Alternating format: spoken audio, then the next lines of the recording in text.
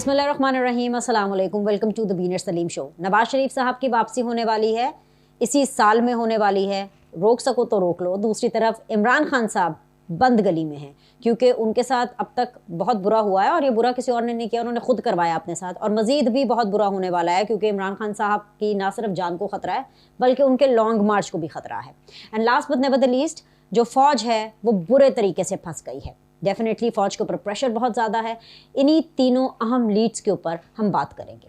होता क्या है कि एक ख़बर आती है, कभी कभी ख़बर वो ऑर्डिनरी सी होती है, लेकिन अगर आप उसकी गहराई में जाएं तो पता चलता है कि ये तो बहुत इंपॉर्टेंट ख़बर है। जैसे कि एक ख़बर आई जिसका ताल्लुक़ वैसे तो फैसल वाडा साहब से है, प्राइमा फशाए वो जैसे कहते हैं ना, ज़ाहिरी तौर पर बादियो नज़र में उसका ताल्लुक़ फैसल वाडा साहब से है। और वो ख़बर ये है कि ऑफ कोर्स फैसल वाडा साहब की नाअहली और नाअहली की एक पूरी दास्तान है, लेकिन उस समंदर को मैं पूजे में बंद करूँगी। और वो दास्तान ये है कि जी फैसल वाडा साहब ने एक्सेप्ट किया कि भाई उनसे गलती हुई और साथ ही साथ उन्होंने माफ़ी भी मांगी। बस ये करना था। तो फिर अदालत ने कहा कि देखें जी, अब आपने क्योंकि इस्तीफ़ा भी दिया है एज ए सेनेटर, तो आपकी जो डिस्क्वालिफिकेशन है वो इस टर्म के लिए है और अगले दफ़ा वो इलेक्शन कंटेस्ट कर सकते हैं। अब इस खबर के दो पहलू हैं, अच्छा पहलू भी है, बुरा पहलू भी है। और ख़बर के पहलू की जब मैं बात करती हूँ तो इसकी कड़ियों की भी हम बात करेंगे। तो जब फैसल वाडा साहब के हवाले से ये फ़ैसला आया तो मैं भी सोच में पड़ गई, बहुत से लोग और भी सोच में पड़े कि भाई अगर एक क्रिमिनल है, एक मुलजिम है जो कि एक्सेप्ट कर ले कि हाँ जी मैंने कत्ल किया है और हाँ मैंने ये गुनाह किया है, तो ऐसे में उसको रियायत मिलती है या फिर according to the book, according to the law उस पर अमल होता है। लेकिन क्या है ना कि यहाँ पर सूरत हाल मुख्तलिफ है। वो इसलिए मुख्तलिफ है क्योंकि पाकिस्तान के अंदर हर चीज़ जो कहीं नहीं होती वो पाकिस्तान में होती है। पहले हमें जो सीनियर कानूनदान हैं, सीनियर जजेस हैं, उन्होंने ही हमें बताया कि भाई एक होती है लाइफ टाइम डिस्क्वालिफिकेशन, यानी पूरी ज़िंदगी ताहयात सियासतदानों को डिस्क्वालीफाई किया जा सकता है। उसके बाद खुद ही कहते हैं कि जो फॉर एवर डिस्क्वालिफिकेशन है, फॉर लाइफ जो डिस्क्वालिफिकेशन है, ये काला कानून है, इसको नहीं होना चाहिए। और मज़े की बात यह है कि फिर उसी तसलसल को आगे रखते हुए एक नई थ्योरी आ जाती है, और वो नई थ्योरी ये है कि भाई फैसल वाडा साहब ने माफ़ी मांगी, अपना जुर्म कबूल किया, रेजिग्नेशन दिया, he is no more the senator, okay fine, disqualification है, लेकिन फॉर लाइफ नहीं है, फॉर लाइफ नहीं है, वो अगले टर्म में इंतखाबात लड़ सकते हैं।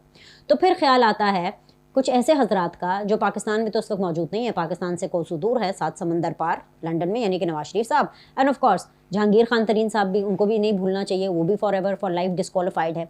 तो जब नवाज शरीफ की डिस्क्वालिफिकेशन की बात आती है तो लगता ये है कि जो फैसल वाडा साहब के हवाले से ये जो फैसला हुआ है, कहीं ना कहीं इसकी कड़ियाँ सूनो और लेटर उस डिस्क्वालिफिकेशन के साथ भी, लाइफ टाइम डिस्क्वालिफिकेशन के साथ भी जोड़ी जाएंगी जो कि नवाज शरीफ की है। विच मीन्स कि अगर मैं आम सादा ज़बान में आप लोगों को बताऊं तो राह हमवार हो रही है, और नवाज शरीफ साहब के हवाले से, उनकी वापसी के हवाले से ये राह हमवार हो रही है। क्योंकि देखिए फिज़िकली उनके वापसी आने में कोई ऐसा मेजर कोई रुकावट नहीं, एक्सेप्ट उनके कुछ हेल्थ इश्यूज़ हैं, एक्सेप्ट उनकी कुछ इनसिक्योरिटीज़ हैं इस हवाले से लेकर के कि पाकिस्तान की जो सियासत है उसके अंदर इस्टेब्लिशमेंट का बहुत ज़्यादा किरदार रहा है। लेकिन अब क्योंकि वो रास्ता पेब हो रहा है, इदारा ख़ुद बार बार ये कह रहा है कि वो न्यूट्रल रहेगा, और अब बात आ जाती है इनके जो लीगल केसेस हैं, जो लीगल मैटर्स हैं। और मैं आपको पहले भी लगातार इस हवाले से बताती चली आ रही हूँ कि नवाज शरीफ साहब की वापसी जो है वो ऐसे ही नहीं होगी कि एक दिन बस आपको पता चलेगा कि अच्छा जी एक दिन आप उठे और अच्छा जी Nawaz Sharif is coming back. No, उसके लिए प्रॉपर प्लानिंग, काउंटडाउन ऑलरेडी शुरू हो चुका है, स्टेप बाय स्टेप चीज़ें हो रही हैं। पहले ऑफ कोर्स जमहूरियत को थोड़ा सा मजबूत करना है, जो रॉन्ग डूइंग्स और जो नुकसान माजी में पिछले 3-4 सालों में कुछ फैसलों की वजह से हुआ उनको रेक्टिफाई करना है। ऑफ कोर्स वो फैसले वापस तो नहीं हो सकते, ऑफ कोर्स वो वक्त वापस नहीं आ सकता, लेकिन उनको रेक्टिफाई करना है। फिर ऑफ कोर्स आर्मी चीफ की तैनाती थी, अब आर्मी चीफ की तैनाती का मामला भी हल हो गया है। सो अब कहीं ना कहीं आगे नवाज शरीफ साहब की जो सियासत में रिटर्न है, जो पार्लियामेंट्री पॉलिटिक्स में रिटर्न है, उसके लिए जो राह है वो हमवार होती हुई दिखाई दे रही है। और तो काउंटडाउन जो है वो तो बिल्कुल जारी है। तो क्या कहते हैं, रोक सको तो रोक लो, अब कौन रोकेगा नवाज शरीफ साहब को वापस आने के लिए। दूसरी चीज़ ये है कि अगर मैं इसका दूसरा एंगल आपसे डिस्कस करूं, और दूसरे एंगल के अंदर दूसरे पाकिस्तान के एक बहुत बड़े लीडर जो कि इमरान खान साहब हैं, जो कि क्लेम करते हैं कि जी पूरा पाकिस्तान ही उनका फॉलोवर है, वो एक बंद गली में जा चुके हैं। इसलिए बंद गली में जा चुके हैं क्योंकि वो जो लगातार जब से उनकी हुकूमत गई है पिछले 4-6 महीने में लगातार वो जो बात करते रहे हैं, विद इन नेक्स्ट 4-5 मंथ्स उसका रिबटल, या आप कह लें कि उसका यू टर्न, और उससे मुंह फेरते रहे हैं पूरा। मतलब कि यू टर्न क्या होता है, मैं तो पता नहीं क्या लफ्ज़ इसके लिए इस्तेमाल करूं, कि उसको अपने नैरेटिव को खुद ही नेगेट करते रहे हैं। चाहे वो एंटी अमेरिकन बयानिया हो, चाहे वो एंटी इस्टेब्लिशमेंट बयानिया हो, कैसे एंटी अमेरिकन बयानिया प्रो अमेरिकन हो जाता है, कैसे एंटी इस्टेब्लिशमेंट बयानिया प्रो अमेरिकन बयानिया हो जाता है। तो हमने देखा कि जिस तरह से जो लॉन्ग मार्च है उसको आर्मी चीफ की तैनाती से पहले नत्थी किया गया, ये बहुत ओपन चीज़ थी। It is an open secret कि इमरान खान साहब कंफर्टेबल नहीं थे जनरल आसिम साहब के साथ, और उसकी बहुत सी रीजंस थी। मतलब जनरल आसिम साहब को भी क्या क्या कुछ नहीं सुनना पड़ा। ऑफ कोर्स उनको एंटी ईरान का ताना सुनना पड़ा, उनको एंटी बुशरा का ताना सुनना पड़ा, उनको एंटी गिफ्ट्स का ताना सुनना पड़ा, उनको एंटी इमरान का ताना सुनना पड़ा। और ये सारी चीज़ें जब जनरल आसिम साहब को कन्वे भी हुई थी एज ए DGISI, तो तब जनरल आसिम साहब ने वो पोजीशन रखी कि उन्होंने कहा कि भाई दिस इज़ माय जॉब, अगर कहीं ना कहीं प्राइम मिनिस्टर कुछ गलत करेगा या कुछ ऐसी इन्फॉर्मेशन है जो कि मुझे उसको देनी है, तो I will do that, I will do my job. That was his version, official version, जो कि दिया गया था जब इमरान खान साहब की तरफ से ये कंप्लेन आई कि भाई मेरा वर्किंग रिलेशन इनके साथ बनना बड़ा मुश्किल है, जब ये DG आए थे। तो तब जनरल आसिम साहब की पोजीशन आई, और उसके बाद हमने देखा कि जनरल आसिम साहब का नाम भी आ जाता है, तैनाती भी मतलब हो गई ना, बस अब 3-4 दिनों में अपना काम वो शुरू कर देंगे। लेकिन उनके लिए भी आसान मरहला नहीं होगा। उस तरफ मैं आती हूँ। मैं पहले इमरान खान साहब का जो बंद गली का जो चैप्टर है उसको पहले ज़रा क्लोज कर लूँ ना आप लोगों के साथ डिस्कशन में। मतलब मेरा मतलब ये नहीं है कि चैप्टर मैंने क्लोज कर रहा है, डिस्कशन में आपके साथ वो चैप्टर क्लोज कर लूँ। होता क्या है कि जी अब इमरान खान साहब के पास जवाब क्या है, जो उन्होंने लॉन्ग मार्च करना है, जो उन्होंने जाकर पिंडी में पड़ाव करना है, बैठना है। अभी वहाँ भी रौले शौले पड़े हुए हैं, इस वजह से रौले पड़े हुए हैं क्योंकि हुकूमत ने अपनी तैयारी की हुई है। हुकूमत की तैयारी ये है कि जैसे ही कोई शख्स इस्लामाबाद में एंटर करने की कोशिश करता है, चाहे वो PTI का सपोर्टर हो, चाहे PTI का कारकुन हो, चाहे PTI का मेंबर हो, तो ऑफ कोर्स ना सिर्फ इस्लामाबाद पुलिस बल्कि ऑफ कोर्स रेंजर्स होगी, फौज होगी, उनको रोका जाएगा और कड़ी से कड़ी कार्रवाई जो है इस हवाले से अमल में लाई जाएगी। इतना आसान नहीं होगा इमरान खान साहब के लिए इस दफ़ा ब्लैकमेल करना और कानून को हाथ में लेना और अपने लोगों को इश्तियाल दिलवा करके किसी किस्म की जो बाउंड्री है रावलपिंडी की उसको क्रॉस करके इस्लामाबाद में एंटर करना या रेड जोन में एंटर करना। उसके ख़तरनाक नताइज होंगे जो कि इमरान खान साहब को भुगतना पड़ेंगे। दूसरी चीज़ इमरान खान साहब की ये है, क्योंकि अब वो जवाब खो चुके हैं, उनको इंतखाबात चाहिए, जो नया मंजन जो वो बेच रहे हैं कि अब सिर्फ इंतखाबात। भाई जाहिर सी बात है, एंटी अमेरिका कुछ नहीं हुआ, एंटी इस्टेब्लिशमेंट कुछ नहीं हुआ, आर्मी चीफ भी लग गया, ठीक है। अब रह जाके इलेक्शंस रह जाते हैं। उन्होंने सोचा कि चले जी इलेक्शंस की कुछ अपनी डिमांड करके, अर्ली इलेक्शन की डिमांड करके मैं कुछ अपनी जो इज़्ज़त है उसको बचा लूँ। इमरान खान साहब ने सोचा, लेकिन वो ऐसे तो नहीं होगा। इमरान खान साहब को इलेक्शन पिंडी से नहीं बल्कि नवाज शरीफ से मांगना पड़ेगा। इमरान खान को इलेक्शन नवाज शरीफ से मांगना पड़ेगा, और जब नवाज शरीफ से वो इलेक्शन मांगेंगे तो तब कोई सूरत निकल सकती है, अगर नवाज शरीफ ने चाहा, कि हम अर्ली इलेक्शन की तरफ जा सकते हैं। और इस मामले पर सब ऑन बोर्ड हैं। आसिफ अली जरदारी साहब ने भी ये पावर नवाज शरीफ साहब को दिया है, शहबाज शरीफ साहब ने भी ये पावर नवाज शरीफ साहब को दिया है। इमरान खान साहब को अपनी ईगो को पीछे रख करके इन सियासतदानों से इंतखाब मांगना पड़ेगा। पिंडी से ना उनको इलेक्शन मिलेगा और ना वो पिंडी के ऊपर दबाव डाल पाएंगे। आइदर वेज, मैं फ़ौज की भी बात कर रही हूँ और मैं पिंडी के वासियों की भी बात कर रही हूँ कि पिंडी के अंदर बैठ करके अगर ये पड़ाव करते हैं, वहाँ बैठ करके प्रॉब्लम क्रिएट करने की कोशिश करते हैं, तो मेस को क्लियर करने के ऑर्डर्स हैं इस्लामाबाद पुलिस के पास। पिंडी की इंतज़ामिया को भी वो इस हवाले से जो है अपने घेरे में लेंगे, अपने उसको सर्कल में रखेंगे जो इंतज़ामिया है। और राना सनाउल्लाह कैटेगोरिकली कह चुके हैं। So early election out of question नहीं है, लेकिन अर्ली इलेक्शन अगर इमरान खान साहब इस तरह से लेना चाहेंगे, बैठ करके धौंस से, गुंडागर्दी से, अपनी जो है सो कॉल्ड प्रेशर बिल्ड करके इस हुकूमत के ऊपर, तो तब तो उनको नहीं मिलेगा। लेकिन हाँ, मैं जैसे हमेशा कहती आई हूँ कि ये एसाब की जंग थी। अब एसाब की जंग आर्मी चीफ साहब के नाम के आते ही, दो इम्पोर्टेंट तैनातियों के हवाले से ही एसाब की जंग तो ख़त्म हो गई। अब वॉर ऑफ ईगोज़ है।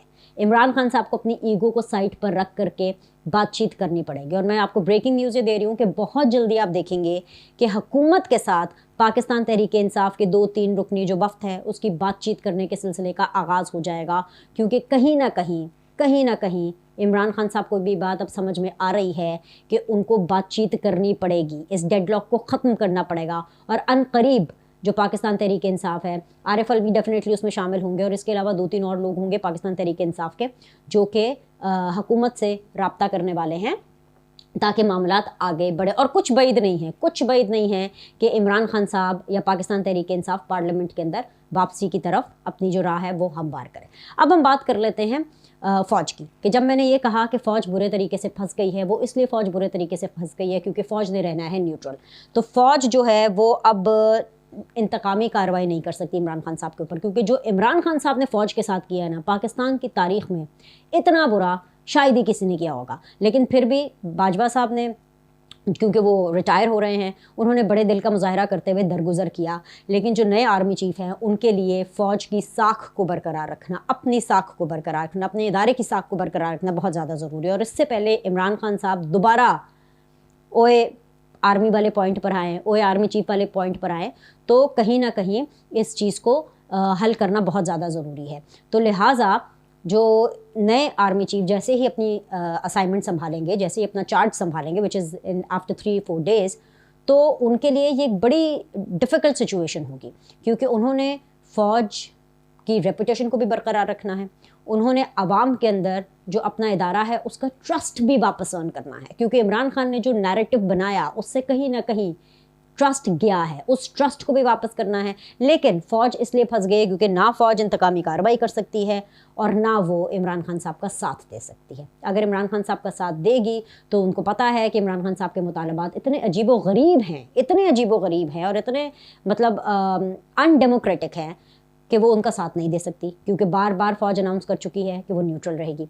इसके अलावा अगर वो इंतकामी कार्रवाई करती है तो उसके अंदर इमरान खान साहब बहुत ज़्यादा शोर मचाने वाले हैं। सो ये एक जो नए आर्मी चीफ़ हैं उनके लिए एक टेस्ट केस होगा कि वो किस तरीके से अपने इदारे की साख को भी बरकरार रखते हैं, पाकिस्तान की साख को भी बरकरार रखते हैं, और सियासत के अंदर अपना असर व रसूख को बिल्कुल, जो उन्होंने फ़ैसला किया है कि हमने ख़त्म करना है, हमने गैर सियासी रहना है, उस अपने स्टांस को भी कायम रखते हैं। तो ऐसे में ये बड़ी इंटरेस्टिंग सिचुएशन होने वाली है। लेकिन साथ ही साथ इससे पहले कि मैं इस वीडियो का इख्तिताम करूं, मैं आपसे एक बहुत इंटरेस्टिंग चीज़ जो है वो शेयर करना चाहती हूँ, सिर्फ इसलिए ताकि आपको पाकिस्तान तहरीक इंसाफ, इमरान खान साहब, उनके सपोर्टर्स का थोड़ा सा मेंटल लेवल पता चल जाए। मतलब मैं देख रही थी सोशल मीडिया के ऊपर एक तस्वीर वायरल हो रही थी, और खैर मैं ये कहूँ ये भी पाकिस्तान में ही होता है। सबसे पहले तो अल्लाह का शुक्र अदा हमें करना चाहिए कि अल्लाह ताला ने इमरान खान साहब का जो प्लास्टर है वो भी खुलवा दिया है। डॉक्टर ने उनको फ़िट फॉर ट्रैवल कहा है कि फ़िट हैं, इमरान खान साहब बड़े फ़िट हैं, ट्रैवल करने के लिए बिल्कुल कर सकते हैं।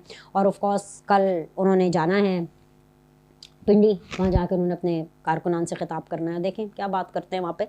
लेकिन जैसे ही वो प्लास्टर उतरा, ठीक है, उसके बाद हम देख रहे थे वो प्लास्टर लेकर के लोग फिर रहे हैं, मतलब रिपोर्टर्स थे, जर्नलिस्ट थे, एंकर्स थे, और उन्होंने एक तस्वीर शेयर की, एक सेल्फ़ी शेयर की, और ऐसे कहा कि इस चीज़ को बड़ा महफूज रखेंगे। तो मेरे दिल में ख्याल आया कि भाई जो चीज़ म्यूज़ियम में रखने वाली थी, जो चीज़ संभालने वाली थी, ऐसे यादगार जो चीज़ बड़ी इंपॉर्टेंट थी, वो थी वो आइकॉनिक 1 पीस घड़ी जिसके ऊपर खाना काबा बना हुआ था। उसको तो उन्होंने बेच बूझ दिया, कोड़ियों के दामों उसको बेच बूझ दिया, और जो इमरान खान साहब का जो टांग का प्लास्टर है उसको लिए फिर रहे हैं। तो मतलब अगर ये सोच हो तो आप उनसे क्या तवक्को करेंगे कि किस तरह की ग़ुलामी से उनको आज़ादी चाहिए। पहले ये ख़ुद तो आज़ाद हो जाएं, ये इमरान खान साहब की ग़ुलामी से तो आज़ाद हो जाएं, फिर उसके बाद आगे ये इंसाफ की तरफ बढ़ें, उसके बाद आगे जो है ये किसी दूसरी किस्म की आज़ादी की तरफ बढ़े। पता नहीं कौन सी इनको आज़ादी चाहिए, पहले ये इमरान खान साहब की जो ज़हनी ग़ुलामी है उससे तो बाहर निकले। एनीवेज़ जी, लाइक करें, सब्सक्राइब करें। आपसे अगले द बीनर सलीम शो में मुलाकात करते हैं। अल्लाह हाफ़िज़।